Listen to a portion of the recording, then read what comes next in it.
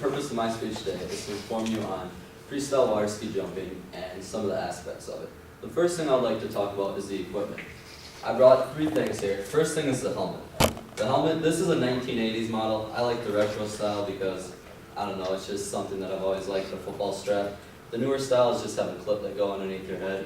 You can see it in the video I'll show later, but it's kind of like a snowboard style helmet. This is the most important thing in my opinion because that ramp, it really hurts when you hit your head on it. I experienced it, and luckily I'm still here. I've seen people crack their head open on their face and everything, so the helmet really does help protect you. The next thing I have is the actual jumpsuit itself. Now, there are multiple styles of suits for water skiing. This one's specific to water ski jumping.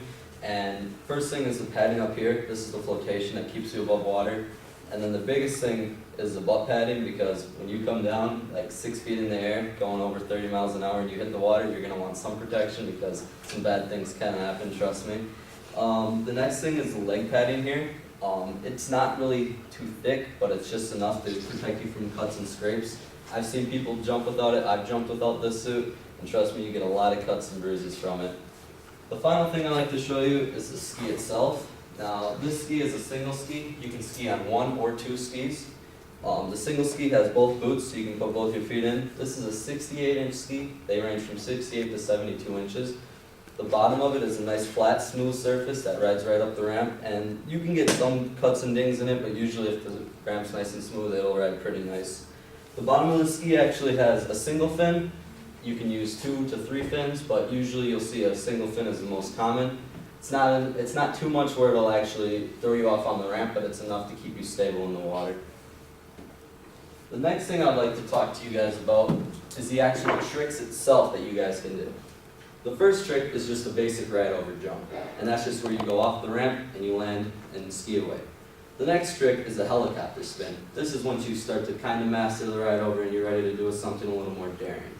The first thing you do is you wrap the rope around your body, and all you really have to do is let go, and you spin in a nice 360-degree rotation. After that, you can move on to a front flip, which is literally just a front flip off the top of the ramp, and then a gainer. A gainer is really cool, and I'd like to show you a video of it first. You cut to the ramp, you throw your head back, and it's just, you feel like you're flying.